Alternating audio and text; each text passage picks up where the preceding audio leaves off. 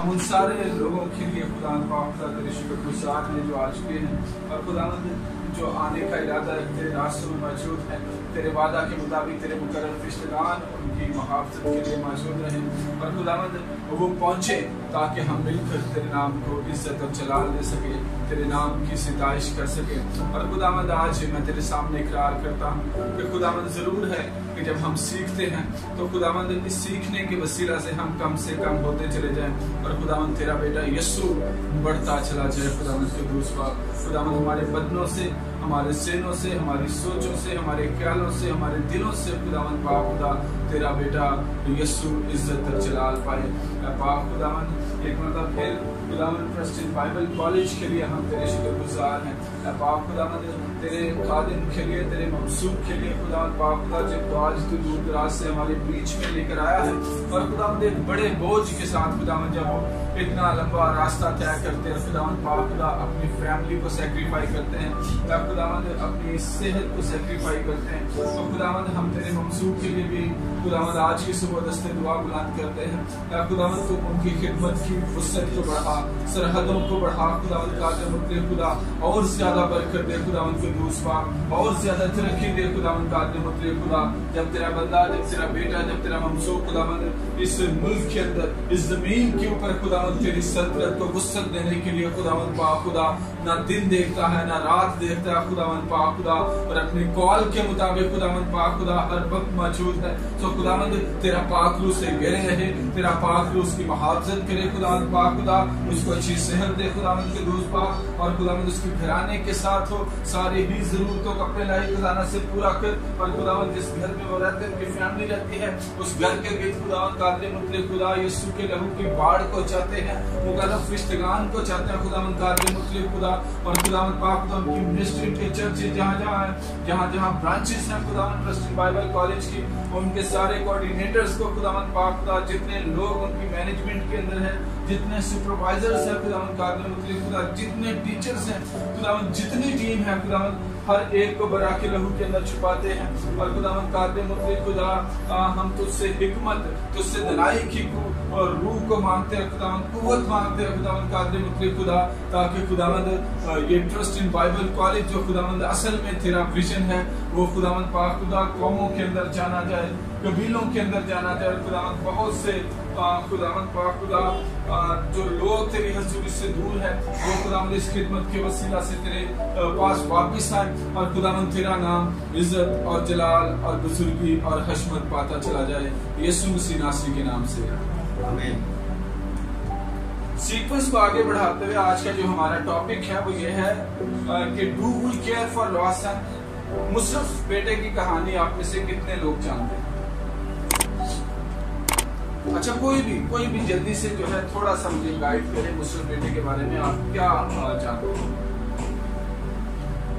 एक अमीर शख्स के 2 बेटे थे, तो जो छोटे वाला था वो अपने बाप से कहता है कि मेरे हिस्से का जो मारस बाप है ना वो मुझे दे दो, तो वो उसका बाप उसको दे देता है, और वो सब कुछ छोड़कर घर से दूर दराज चला जाता है और अपनी जिंदगी जो है वो ऐशो इशरत में गुजारता है, दोस्तों के साथ अपना रुपया पैसा खर्च कर देता है। और जब वो सब कुछ खर्च कर बैठता है तो एक शख्स के पास आता है एज अ जॉब के लिए, तो वो जब वो वहाँ पर जाता है तो उसको क्या मिलती है जॉब कि वो सुरों को चराएगा, और उसी के साथ उसने रहना होता है, और उसके जो वो खाते हैं फलियाँ जैसे सूप खाते हैं उसको वही खाने के लिए मिल जाता है। तो एक दिन जब उसको होश आया कि मेरे बाप के घर में तो नौकरों को भी बाफरात खाना मिलता है, तो वो जो है कहता है कि मैं अपने बाप के घर वापस जाऊंगा और मैं उससे माफ़ी मांगूंगा और मेरा बाप ज़रूर माफ़ कर देगा।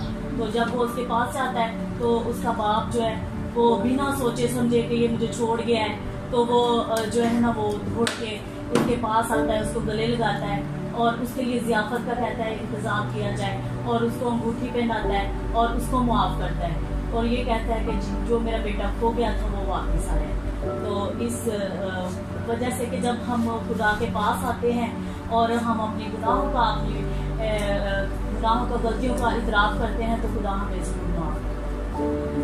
जो आइए तालियां बजाएंगे बहन के लिए। इस पूरी कहानी को डिस्क्राइब किया है और आज हम इसे और ज़्यादा डिटेल में सीखने वाले हैं।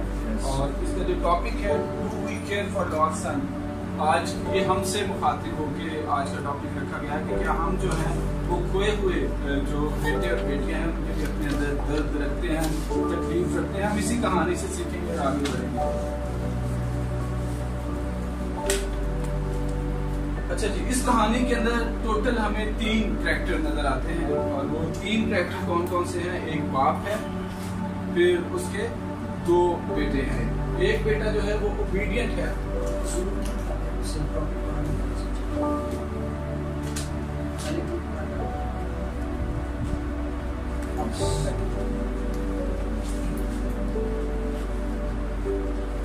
दो बेटे हैं। एक जो है वो ओबीडियंट है, जो बाप के साथ ही रहता है, जैसे कि बहन ने पूरी कहानी हमें बताई है, पूरी तफसील हमें सुनाई है। एक जो है वो ओबीडियंट है, वो बाप के साथ ही रहता है, लेकिन जो है उसके अंदर हमें कोई पैशन या कोई प्यार लव वाली फीलिंग नजर नहीं आती। वो ओबीडियंट है लेकिन विदाउट लव विदाउट पैशन वो अपने बाप के साथ रहता है। और दूसरा जो बेटा है वो क्या है? वो सिनर है, वो गुनहगार है, गुनाह करता है और सेल्फिश है। वो भी अपने बाप के बारे में जो है कोई उसकी सोच नहीं है, बल्कि वो क्या करता है, वो सिर्फ अपने बारे में सोचता है, खुद गर्ज है और उसको सिर्फ अपनी जात से मकसद है और उसने कभी दूसरे भाई के बारे में या अपने बाप के बारे में नहीं जो है सोचा। अच्छा, प्रॉपर्टी को जब तकसीम किया जाता है, जैसे अभी हमने सुना भी कि छोटा बेटा जो है वो क्या करता है, वो बाप को कहता है कि मेरा मालूम मता जो है वो तकसीम कर दे या मेरा जो हिस्सा है वो तकसीम करके मुझे दे दे ताकि जो है मैं यहाँ से चला जाऊँ।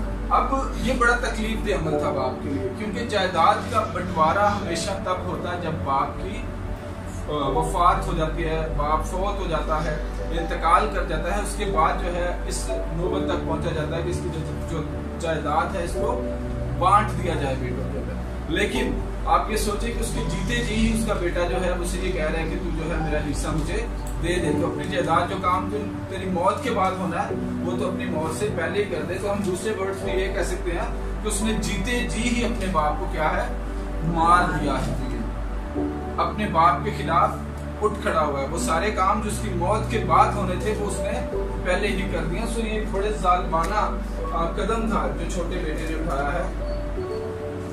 हालांकि बाप से जुदा होने का जो फैसला था वो छोटे बेटे का अपना फैसला था। बाप की कभी भी ख्वाहिश नहीं थी कि वो अपने बेटे को जो है वो अल्लाह कर दे।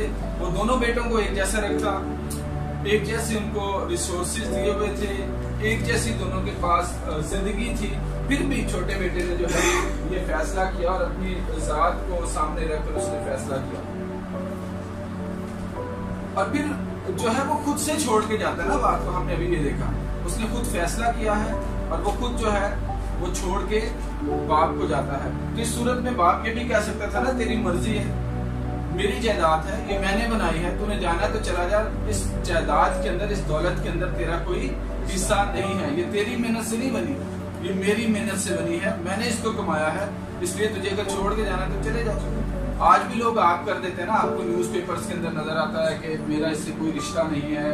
बाप कभी ये लगा रहा होता है, कभी फैमिली लगा रही होती है कि फलां फर्द के साथ हमारा कोई जो है वो रिश्ता नहीं है। आपके बाद अगर आप उसके साथ कोई डील करेंगे तो आपकी अपनी रिस्पॉन्सिबिलिटी होगी, खानदान जो है उसका जिम्मेदार नहीं होगा। तो इस बाप के पास भी वो ऑप्शन थी, ये भी चाहता था, ये कहता कि भाई छोटे बेटे ने मुझे छोड़ दिया है और आज के बाद इसके कॉल ऑफ फेल का जिम्मेदार मैं नहीं हूँ, ये जो करता है ये इसकी जिम्मेदारी है। लेकिन बेटे ने छोड़ने का इरादा किया है, बाप उसको फिर भी आउन कर रहा है, बाप फिर भी जो है अपनी दौलत को बांट कर क्या कर रहा है, उसको उसका हिस्सा दे रहा है ताकि मेरा बेटा अगर मुझसे दूर भी जाता है तो इसको तकलीफों का सामना ना करना पड़े और ये अपनी जिंदगी गुजारे। फिर क्या होता है कि ये बेटा जो है ये जब दूर दराज मुल्क में चला जाता है तो वहां जाकर ये अपनी सारी दौलत और जो कुछ ब्लेसिंग इसके बाप ने इसको दी होती है उसको जाया कर देता है, उसको वेस्ट कर देता है। ठीक है, और जब वो उसको वेस्ट कर देता है जब तक उसके पास पैसा था, उसके दोस्त भी थे, उसके यार भी थे, उसके मिलने मिलाने वाले भी थे, उसकी इज्जत करने वाले भी थे, और उसको बड़ी अच्छी अच्छी बातें, बड़े अच्छे अच्छे अलकाबात देने वाले लोग भी थे। लेकिन एक टाइम आता है जब वो सारी दौलत जो है वो खत्म हो जाती है, ऐशो इशरत के अंदर जो है वो अपना रुपया, पैसा और वो सारी चीजें जब जाया कर देता है, तो फिर बड़ा मुश्किल वक्त जो है उसकी जिंदगी के अंदर आता है। फिर उसे भूखा भी रहना पड़ता है, फिर उसे जो है बहुत ज्यादा मुश्किल जिंदगी गुजारनी पड़ती है। और एक वक्त ऐसा आता है कि वो तकलीफ जो है उस तकलीफ के आखिरी मराहिल में पहुंच जाती है, शदीद तरीन तकलीफ के अंदर वो मुब्तला हो जाता है, और तब जो है वो जानवरों के साथ जानवरों जैसा बन जाता है, वो एनिमल्स के साथ एनिमल ही बन जाता है, और सूर को चराने का काम करना शुरू कर देता है, और वही खाना जो सूर खाते हैं वही खाना वो खाना शुरू कर देता है। अब देखिए, ये 3 बंदों में से पहले बंदे की कहानी हम अभी पढ़ रहे हैं, ठीक है। शहाना जिंदगी गुजार रहा है, सब कुछ है इसके पास, मर्जी से उठता मर्जी से सोता है, दोस्त यार, ऐशो इशरत की जिंदगी है, सुकून है। बाप जो है वो कमाता है, बाप की दौलत है जिसके ऊपर जो है ये अपनी शहाना जिंदगी गुजार रहा है। लेकिन फिर हो सकता है कि इसके जो दोस्त हैं जिनके साथ इसकी फेलोशिप है, उन दोस्तों ने इसको ये मशवरा दिया है कि तू एक अमीर ज़्यादा है, और अगर तू अपने बाप से अपनी दौलत ले ले, और जो है वो लेने के बाद तू अगर किसी और मुल्क में चला जाए तो वहाँ पर तू शहजादा बन सकता है, बादशाह बन सकता है, या वहाँ के लोग तेरी दौलत देखकर, तेरा रुतबा देखकर तेरी बहुत ज्यादा इज्जत करेंगे। सो उस बहकावे में आकर ये अपने बाप को कहता है कि अब मैं तुझसे जुदा होना चाहता हूँ, और वो जायदाद जिसका बंटवारा तेरी मौत के बाद होना है, तू अपनी मौत से पहले ही कर दे। और उसका बंटवारा होता है, वो अपनी दौलत को लेता है और ऐशो इशरत की जिंदगी गुजारने के लिए दूसरे मुल्क के अंदर या दूसरी जगह चला जाता है। और जब वहाँ चला जाता है तो वहाँ पर जो है काफी अर्सा तक वो उस दौलत को इस्तेमाल करता है, वो अपने बाप की उस नेमत को इस्तेमाल करता है, बरकत को इस्तेमाल करता रहता है। लेकिन एक वक्त आता है जब वो दौलत खत्म हो जाती है, ऐशो इशरत की जिंदगी जो है वो अपने इख्तिताम की तरफ बढ़ती है, और फिर उसे बड़ा मुश्किल वक्त जो है वो देखना पड़ता है। पहले जो है वो भूखा रहता है, उसकी जिंदगी बहुत ज्यादा मिजरेबल हो जाती है, परेशान कुन हालात का उसको सामना होता है, और ये परेशानी इस कदर शदीद हो जाती है कि वो फिर इंसान नहीं बल्कि जानवरों की तरह रहना शुरू कर देता है। उसकी पूरी शानो शौकत जो है वो लोगों के कदमों तले अब रौंदी जाती है। खाने के लिए इसके पास कुछ नहीं है, और जो कुछ सूअर जो ये चराता है उसकी खुराक है, वही खुराक ये खाता है। अच्छा, यहाँ पर एक सोच आपके साथ में बांटना चाहता हूँ, आपकी राय लेना चाहता हूँ। इस सब का जिम्मेदार कौन था? अगर इस बेटे के साथ ये हुआ है तो आपके ख्याल में कौन इसका जिम्मेदार है? हमने भी पढ़ा भी है डिटेल में, बेटा खुद ही है। उसका अपना फैसला था, बाप का कभी भी ये फैसला नहीं था। बाप की कभी भी ये ख्वाहिश नहीं थी कि ये बेटा मुझसे अलग होके इस तरह की मुश्किल जिंदगी गुजारे। बाप ने हमेशा उसे अपने जो है हाथों के साया के अंदर रखा है, बाप ने हमेशा उसे अपनी पितराना शफकत के नीचे रखा है, और बाप ने हमेशा ये कोशिश की है कि कभी भी इसको जो है वो गर्म हवा भी छूने ना पाए, बल्कि बाप अपने ऊपर ये सख्तियां जीतता रहा है। उसने अपने बेटों को बड़ी शहाना जिंदगी गुजारने के लिए दी है। अब जो है क्या ये कहानी जब हम पढ़ते हैं तो हम ये देखते हैं कि जो है ये भी एक सोचने की चीज है, कि उसको ये सोच तो आती है कि मेरे बाप के घर में बहुत से नौकर है जिनको अफराद से खाना मिलता है, लेकिन बहुत देर के बाद जब वो छोड़ के आया बाप को, तब उसके जहन में ये सोच नहीं है, ठीक है। तब उसको नहीं था पता, तब उसको ये पता था मैं दूर दराज मुल्क में जाऊंगा तो वहां पर मेरे अपने नौकर चाकर होंगे, मैं बादशाह बन जाऊंगा, शहजादा बन जाऊंगा, मेरे पास बहुत सारी पावर होगी। और यही चीजें जो है अगर जैसे मैंने कहा कि उसके दोस्तों ने शायद उसको बहकाया होगा, तो आज इब्लीस जो है वो हमारी जिंदगी के अंदर ये किरदार अदा कर रहा है। वो हमारे दोस्तों के थ्रू, रिश्तेदारों के थ्रू हमें जो है वो इस तरह से गाइड करता है कि हम खुदावंद की हजूरी से निकलकर हमें ऐसा लगता है कि हमारी जिंदगी ज्यादा शहाना हो जाएगी, हम खुदावंद से दूर होके जो है शायद बेहतर तौर पर जिंदगी गुजार सकते हैं। अब इस बेटे को तो जो है वो एहसास हो गया, लेकिन अफसोस कि बहुत सारे इंसानों को कभी भी एहसास नहीं होता, वो गैर माबूदों के पीछे दौड़ना शुरू कर देते हैं। वो अपनी राहत पाने के लिए, अपनी बरकत पाने के लिए लानतों को दावत देते हैं, क्योंकि खुदा के कलाम के अंदर ये लिखा है कि गैर माबूदों के पीछे भागने वालों का गम बढ़ जाता है। ठीक है, अब उसने क्या सोचा है, फैसला क्या किया है कि मैं अपने बाप के घर में वापस जाऊंगा। ये बड़ी हिम्मत का फैसला है, ये कोई आसान फैसला नहीं है। अपनी ईगो को खत्म किया उसने। ठीक है, वो ये भी तो सोच सकता है ना यार कि तब तो मैं बाप को छोड़ाया था अपनी गिल्टी के अंदर, तो अब हो सकता है मेरा बाप मुझे कबूल ही ना करे, तो इससे बेहतर है मैं यही मर जाता हूँ, जैसे मेरी जिंदगी चल रही है ऐसे ही चलने दो। या सम टाइम बहुत सारे लोग डिसअपॉइंट होके सुसाइड अटेम्प्ट कर लेते हैं, अपनी जिंदगी को खत्म करने की कोशिश करते हैं, लेकिन इस बेटे ने ऐसा नहीं किया, क्योंकि ये बाप की मोहब्बत के अंदर से गुजरा हुआ था। ये बाप को छोड़ने से पहले इसने बाप की सारी पिदराना शफकत को देखा था, इसने नौकरों के साथ बाप के रवैये को देखा था, इसने देखा था कि मेरा बाप जो है अपने नौकरों की कितनी फिक्र करता है। तो फिर इसने ये सोचा कि अगर वो नौकरों की फिक्र करता है तो फिर मेरी भी फिक्र जरूर करेगा। और जो है इसने ये जान लिया कि यहाँ की शहाना जिंदगी अपने बाप के घर में नौकर रहकर जो है उससे बेहतर होगी मेरी जिंदगी। अगर अपने बाप का नौकर भी बन जाऊंगा तो भी मेरी जिंदगी जो है इस शहाना जिंदगी जो मैंने पास्ट में गुजारी है उससे कहीं ज्यादा बेहतर होगी। ठीक है, ये तो एक कहानी का रुख है और हम मोस्टली यहाँ तक कि इस कहानी के बारे में सुनते हैं और यहाँ से इसको कंक्लूड कर देते हैं। लेकिन इसके अंदर जैसा मैंने कहा 2 और भी कैरेक्टर्स हैं, बल्कि 3 और कैरेक्टर्स मैं अब कहूँगा कि 3 कैरेक्टर्स तो ये हैं जो बाइबल के अंदर लिखे हुए हैं, जिसके अंदर बाप है, एक बड़ा बेटा है और छोटा बेटा है, और चौथा कैरेक्टर इस कहानी के अंदर हम हैं। आज हम भी अपने आप को इस कहानी के अंदर रख के देखेंगे कि हमारे अंदर कितना पैशन है जो खोए हुए खुदा के बेटे और बेटी हैं। अब दूसरी साइड देखते हैं, बाप की क्या कंडीशन थी जब बेटा छोड़ के गया। बाप परेशान है, बोझिल है। ठीक है, ऐसा बाइबल मुकद्दस के अंदर हमें ऐसा महसूस होता है कि उसका कहीं दिल नहीं लग रहा। वो सुबह भी बाहर निकलता है, वो शाम को भी दरवाजे के ऊपर खड़ा हो जाता है और वो दूर से अपने बेटे की राह देख रहा होता है, और हर सुबह वो उसी उम्मीद के साथ जागता है कि शायद आज मेरी आंख खुले और मैं दरवाजे के ऊपर जाऊं और मेरा बेटा जो है वहां पर मौजूद हो और मैं उसको गले से लगा दूं। इसने एक भी चीज का हिसाब नहीं रखा। इसने ये तक नहीं सोचा कि पैसा ले लिया है, मुझे बेइज्जत करके गया है, मुझे छोड़ के चला गया है।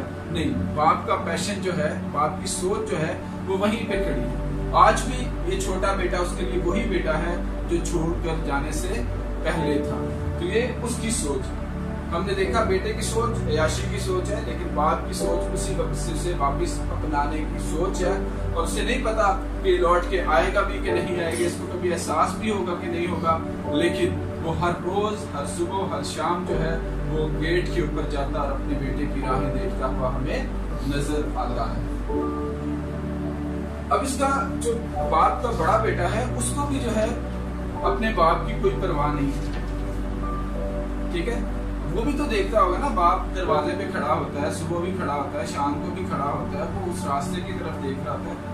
बाइबल में इस तमसील के अंदर हमें कहीं जो है उसके अंदर पैशन नजर नहीं आता, उसके अंदर लव नजर नहीं आता, कभी वो अपने बाप की दिलजोई करता हुआ नजर नहीं आता, कभी वो अपने बाप के पास गया हुआ नजर नहीं आता कि बाप तो क्यों परेशान है। ठीक है, अगर वो चला गया है तो मैं तो हूं ना। ठीक है, नहीं, लेकिन इसने क्या किया है, इसने बाप के सारे कारोबार को संभाला हुआ है, ये बाप के सारे काम भी करता है, खेती बाड़ी देखता है, माल मवेशी देखता है, ये बाप के साथ अपनी वफादारी को इस तरह से साबित करता है। लेकिन बाप के दिल के अंदर जो गुजर रहा है वो इसने कभी जानने की कोशिश नहीं की, बाप की परेशानी को जानने की कोशिश नहीं की। इसने बाप की जो दुनियावी फिक्र है उनको तो बांट लिया, लेकिन वो किस क्रम में से गुजर रहा है वो इसने बांटने की कोशिश नहीं की। ठीक है,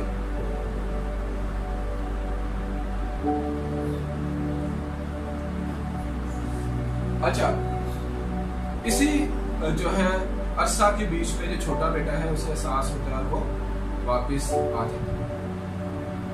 अब तक हमने क्या देखा, जो छोटा बेटा है वो डिसोबीडियंट है, वो जो है अपने बाप को, अपने घर को छोड़ के चला जाता है। फिर हमने देखा कि बाप का दिल जो है वो उसी तरह नर्म है और वो अपने बेटे की राह देखता है।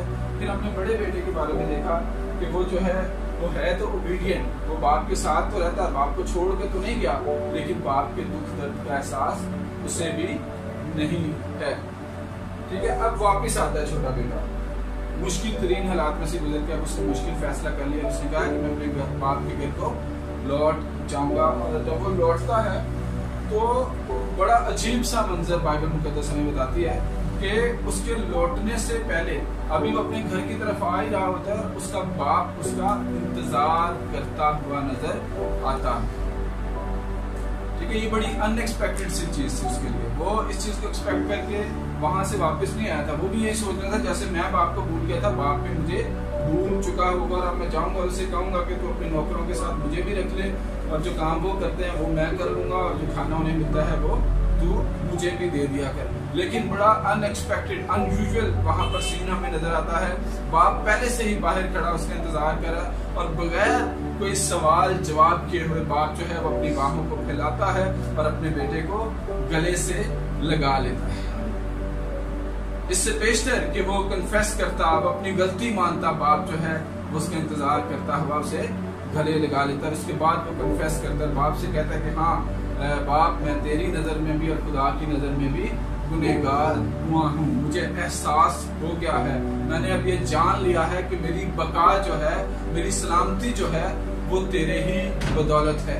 मैं तुझ में ही सलामत रह सकता हूँ, मैं तेरे साथ ही जो है वो जिंदगी गुजार सकता हूँ। और फिर वो कहता है कि मैंने जो कुछ किया ना मुझे उसका एहसास है, इसलिए मैं इस काबिल नहीं कि तू मुझे अपना बेटा बना ले, बल्कि तू मुझे अपना नौकर बनाकर ही रख ले तो मेरे लिए बहुत बड़ी बात होगी। लेकिन बाप जो है वो बाप है, वो फौरन से कहता है कि जाओ मेरे बेटे की भी अच्छे से अच्छा लिबास जो है वो लेकर आओ और इसको इसकी अंगूठी वापस पहनाई जाए, इसे वही शाही कायनों का जो है वो दर्जा दे दो, इसे वही शाही खानदान के अंदर ले जाओ और जाओ बड़ी सी ज़ियाफत का बंदोबस्त करो और सारे लोगों को बुलाओ और उनको बता दो कि ये मेरा बेटा खो गया था, अब मुझे मिल गया है और मैं खुश हूँ, मैं इसके वापस आने का जश्न मनाऊंगा। और बाइबल मुकद्दस के अंदर लिखा है कि जब कोई गुनहगार वापस आता है तो आसमान पर लाखों लाख फरिश्ते जो है वो जश्न मनाते हैं, खुशी मनाते हैं और जो है वो इस बात की बहुत ज्यादा खुशी करते हुए नजर आते हैं। तो ये बड़ा इमोशनल हमें जो है वो सीन नजर आता है। बाप और बेटा बगलगीर हैं, बेटा नौकर बनने के लिए भी तैयार है, लेकिन बाप जो है उसे दोबारा से वही मुकाम देता है जिस मुकाम को वो छोड़कर गया था। लेकिन जो दूसरा बेटा है वो उस वक्त वहां पे मौजूद नहीं, उसे कोई बताता है कि जो है तेरा भाई जो है वो वापस आ गया और तेरे बाप ने क्या किया है, ज़ियाफत का बंदोबस्त। अब अगर मैं आपसे ये सवाल पूछूं कि कभी आपके साथ खुदा न खास्ता ऐसा हो कि आपका कोई भाई आपसे जुदा हो जाए या बहन आपसे जुदा हो जाए और वो वापस आए, तो आपका क्या रवैया होगा उसके, आप क्या करेंगे? खुशी तो होती है अगर कोई इधर आपके पास वापस आ जाए, खुशी होती है, ठीक है। और समटाइम्स अगर आउट ऑफ कंट्री से कोई आ रहा हो तो आप सारी फैमिलीज भी एयरपोर्ट पे चले जाते हैं और हार लेकर जाते हैं और गले लगाते हैं और बड़ा वहाँ पर खुशी का मंजर होता है, क्योंकि वो जो बेटा या बेटी आपका रिलेटिव थोड़ी देर के लिए जुदा हुआ था वो वापस आपके घर का हिस्सा बनने के लिए आ रहा है। लेकिन यहाँ पर जब हम देखते हैं तो इस बेटे के अंदर हमें कोई खुशी नजर नहीं आती, बिल्कुल खुश नहीं है। ना भाई के आने पे खुश है, ना बाप के इंतजार खत्म होने पे खुश है, ना बाप के दिल को करार आने पे खुश है, बल्कि ये उल्टा जो है कंप्लेन करना शुरू कर देता है, ये गुस्से से भर जाता है। ठीक है, इसे किसी किस्म की कोई खुशी नहीं है कि इसका भाई जो है वो सही सलामत वापिस आ गया। बहुत ड्राई इसका रवैया है और ये जाता है और घर में दाखिल भी नहीं होता। ठीक है, घर में दाखिल होने से पहले कंप्लेन करना शुरू कर देता है और अपने बाप से ये कहना शुरू करता है, बाप मैं कई सालों से तेरा वफादार हूँ, मैं तेरे साथ रहा हूँ। जाहिर सी बात है जब ये गेट से दूर है, घर के अंदर भी नहीं है, तो पूरा तमाशा इसने खड़ा कर दिया। बहुत सारे लोग सुन रहे होंगे कि ये क्या कह रहा है और जो है वो बात जो खुश है, अजीब सा उसके जहन के अंदर ख्यालात आ रहे होंगे जब अपने इस बेटे की इन बातों को सुन रहा होगा और जो है कंप्लेन दूर से ऊंची आवाज में बोलना शुरू कर देते हैं, बाप कई सालों से तेरे साथ हूँ, दिन रात तेरी खिदमत की है, जब तू बीमार होता था तो मैं ही तुझे लेके जाता था, ये तो तुझे छोड़ गया था, लेकिन तूने कभी भी जो है वो मेरी फिक्र नहीं की, और इसके लिए तूने बर्रे और बछड़े ज़बह करवाया, मेरे लिए तो तूने जो है कभी भी एक बकरी का बच्चा भी मुझे नहीं दिया कि मैं अपने दोस्तों के साथ मिलकर जो है ज़ियाफत का बंदोबस्त कर लूं। सो कंप्लेन नजर आती है हमें इसके।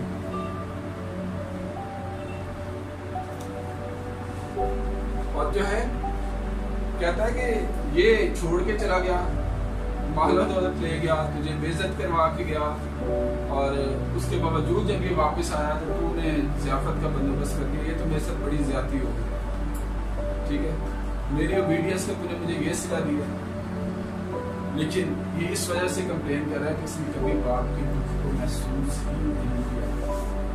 अगर इसने कभी बाप के दुख को महसूस किया होता तो ये बाप के कदमों के अंदर झुकता और ये खुश होता, खुशी मनाता, कहता कि हाँ मेरा भाई तो वापस आ गया, चलो मुझे उससे तो रंजिश सही, लेकिन मेरे बाप का वो जो फिक्र थी, वो जो परेशानी थी, वो जो सुबह शाम का इंतजार था, वो मेरे बाप का खत्म हो गया। मैं इस बात के लिए बड़ा खुश हूँ। अब इस बेटे की जिंदगी में बड़ा गौर करना है आपने, हम इसी से सीखने जा रहे हैं, ठीक है। ये ओबीडियंट है, हमने सीखा, और आप सब इस बात से एग्री है ना, ये ओबीडियंट था अपने बाप का, फर्माबरदार रहा, कई सालों से जो है ये अपने बाप के बोझ को हल्का करता रहा, ठीक है। उसकी मुशक्कत में उसके साथ रहा, उसकी माल मवेशी इसने चराए हैं, उसकी खेती बाड़ी की है, बहुत ज्यादा वफादार हमें इसकी जिंदगी नजर आती है।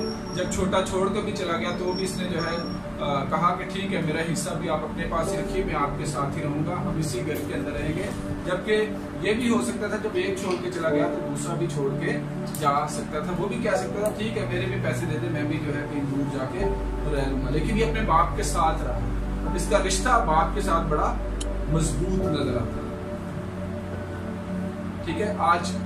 आज हम अपनी जिंदगी पे गौर करें, अपने आप को इस बेटे की जगह पे रखें, तो हम आज जो है बाप के साथ हमारा रिश्ता तो बड़ा मजबूत होता है, खुदा बाप के साथ हम दुआ भी करते हैं, हम रोजा भी रखते हैं, हम जो है प्रस्तिश भी करते हैं, कई कई घंटे दुआ में गुजार देते हैं, लेकिन वो क्या होता है मेरा और खुदा का पर्सनल रिश्ता है।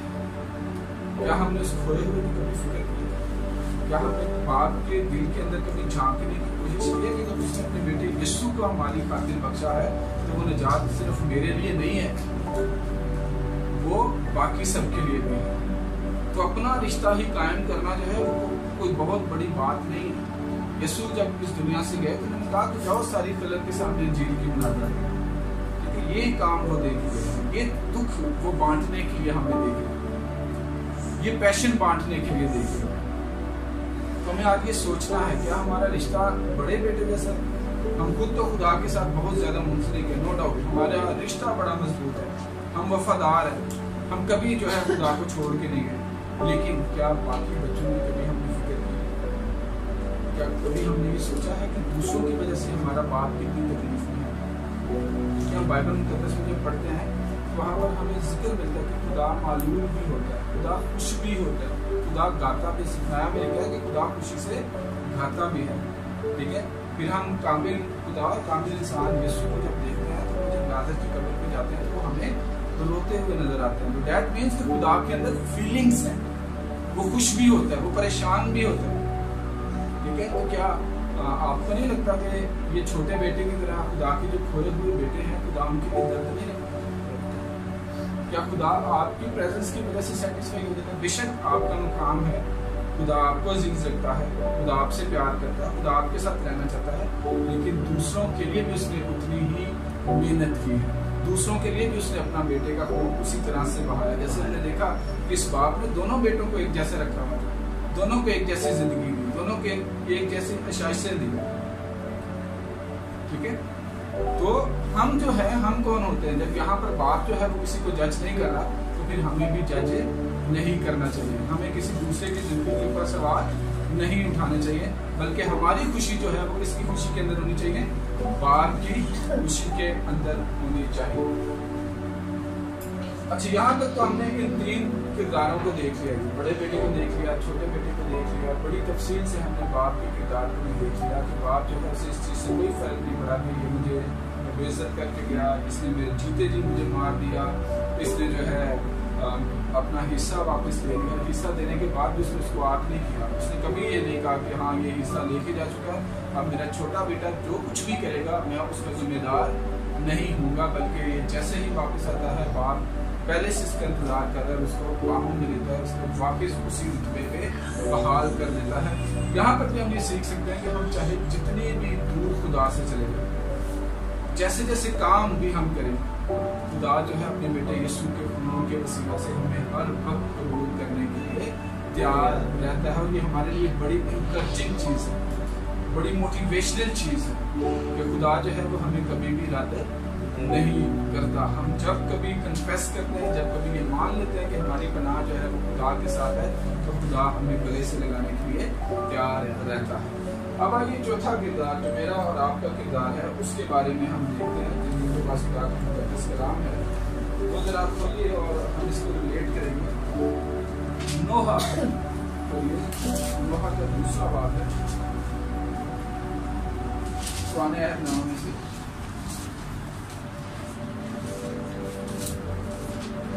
और यर्मिया की बात है ये।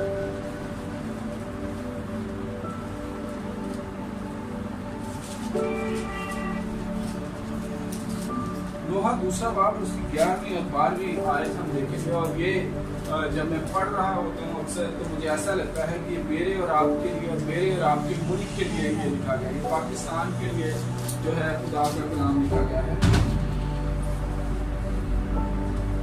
और अगर मैं खुदा के मुकद्दस कलाम में से पढ़ूं तो यहाँ पर लिखा है, मेरी आंखें रोते रोते धुंधला गई, मेरे अंदर पेचोताप है, मेरी दूसरे कौम की बर्बादी के बाइस मेरा कलेजा निकल आया, क्योंकि छोटे बच्चे और शीरख्वार शहर के कूचों में बेहोश है। जब वो शहर के कूचों में के जख्मियों की तरह गश खाते और जब अपनी माओ की गोद में जान बलक होते हैं तो उनसे कहते हैं कि गल्ला और मैं कहाँ है। और क्या कहते हैं उनसे? गल्ला और मैं कहाँ है। यिर्मयाह नबी को जो है वो रोने वाला नबी कहा जाता है और ये अपनी कौम के लिए बहुत ज्यादा दुख रखता है, बहुत ज्यादा शिफायत करता है अपनी कौम के लिए। मतलब ये इस हद तक आगे गया कि ये कहता है कि काश मेरी आंखें जो है वो पानी का चश्मा होती और मैं अपनी बिनते कौम के लिए रो कर क्या करता, शिफायत करता रहता, मैं उनको बचा लेता। ये भी कौम बनी इसराइल के लिए जो है ये हवाला जो हमने पढ़ा नोहा दूसरे बाब की 11वीं और 12वीं आयत, उसके उस दुख की शिद्दत का इजहार करता है। वो जो है ये वर्डली उसने वे में लिखा जब वहां पर गल्ला और खुराक नहीं थी, जब उनके बच्चे जो है वो गल्ला और खुराक की वजह से परेशान थे। लेकिन अगर हम इसको रूहानी तौर पर देखें तो मेरे और आपके मुल्क की अक्कासी करता है, ये इस मुल्क के अंदर रहने वाले मसीहियों की अक्कासी करता है। ठीक है, गल्ला और मैं जो है अगर हम देखें रूहानी पहलू में तो वो खुदा के मुकद्दस कलाम को कहा जाता है। अगर आज हम अपनी कौम की हालत को देखें और फिर खुदा के दिल पर नजर करें तो आज हमें हमारे जवान जो है वो गलियों में गिरते हुए नजर आते हैं, वो नशे की लानत के अंदर हैं और वो शराब और बाकी नशे पी पी कर गिरते हैं और अजीब तरह से बिहेव करते हैं और वो खुदा की हजूरी से दूर हैं। आज हमारे घराने जो हैं, हमारी बेटियां जो हैं मोस्टली बदरू गिरफ्ता जो है, लाइक बेटियों और बेटों का जब कंपैरिजन करता हूँ तो बेटियां जो है वो बदरूहों के साथ के अंदर होती हैं और बेटे शराब नोशी और ऐसे ही असरात के नीचे होते हैं। और लिखा है कि छोटे बच्चे जो शीरख्वार हैं वो क्या करते हैं, गली के कूचों में पड़े हुए और अपनी माओ की गोद के अंदर वो बैठ के कहते हैं गल्ला और मैं कहाँ है। वो जाम बलक होते हैं, वो मरने के करीब हो जाते हैं। तो ये गल्ला और मैं आज मैं आपको ये बताना चाहता हूँ, इसके अंदर चौथा किरदार आप और मैं है। तो ये गल्ला और मैं खुदा का मुकद्दस कलाम है। वो जो गलियों के अंदर गिर रहे हैं उनको भी इस मुकद्दस कलाम की ज़रूरत है और यही गल्ला और मैं उनको बचा सकता हूँ। जो शीरख्वार हैं जिनके पास खाने के लिए कुछ नहीं है और जो कहते हैं कि गल्ला और मैं कहाँ से आएगा, वो मुझे और आपको देना है और मुझे और आपको कहना है कि हाजिर हूँ मैं, यीशु मुझे भेज। ताकि मैं उस गले और मैं को जो है वो तेरे बाकी बच्चों तक पहुंचा सकूं जो तेरी हुजूरी से दूर हैं। ये आप और मैं हैं जिन्हें अब खुदा को ये कहना है कि खुदा मैं तेरे दुख को बांटता हूँ, मैं जो है मैं बड़ा बेटा बनूंगा, मैं वफादार हूँ और जो है अब मैंने उस पैशन को भी अपने अंदर ले लिया है। मैं भी तेरे सामने ये कन्फेस करता हूँ कि मैंने हमेशा अपने और तेरे रिश्ते पर गौर किया है। मैंने तेरे उस दर्द को कभी नहीं समझा, मैंने तेरी सोच को कभी नहीं समझा, लेकिन अब ऐ बाप मैं इस चीज को समझ चुका हूँ। मेरा इस दुनिया के अंदर तेरे घर के अंदर रहने का ये मकसद है कि मैं सिर्फ खुद के लिए ना सोचूं बल्कि दूसरे जो भटके हुए हैं उनके लिए सोचना शुरू करूं। अब ये मेरी और आपकी कॉल है कि हम खुदा के सामने झुके और खुदा से ये कहना शुरू करें कि खुदा मैं तेरे गम को बांटूंगा, मैं तेरे आंसू साफ करूंगा। और वो जो लोग तेरी हुजूरी से दूर हैं, वो जिनकी फिक्र तुझे सुबह शाम रहती है, जिनके लिए जो है तू सुबह शाम उनका इंतजार करता है, तेरी आंखें उनकी तरफ देखती रहती हैं, अब मैं वसीला बनूंगा और मैं उन्हें लुटाकर तेरी हुजूरी में लेकर आऊंगा। और ना सिर्फ अपने वजूद से मैं खुदावंद तेरे दिल को ठंडक दूंगा बल्कि उनको लेकर तेरी हुजूरी में जब आऊंगा तो खुदावंद मैं तेरे उन आंसुओं को बांट लूंगा, मैं तेरी परेशानियों को बांट लूंगा। अब मैं बड़ा बेटा बन के दिखाऊंगा और अब जो है मैं तेरे उस काम को, तेरे उस मिशन को, तेरे उस विजन को जो तूने दिया है मैं आगे लेकर जाऊंगा। और अब मैं जो है वो मैंने ये मान लिया है कि मैं तेरे बगैर कुछ नहीं हूँ और तू भी जो है अपने बाकी बच्चों के साथ ही खुश रह सकता है। सो ये चीज़ अपनी आंखों को बंद करते हैं। तक हमारा चैनल सब्सक्राइब नहीं किया तो अभी सब्सक्राइब करें और बेल आइकॉन को क्लिक करके हमारी लेटेस्ट वीडियोस के बारे में अपडेट जानें।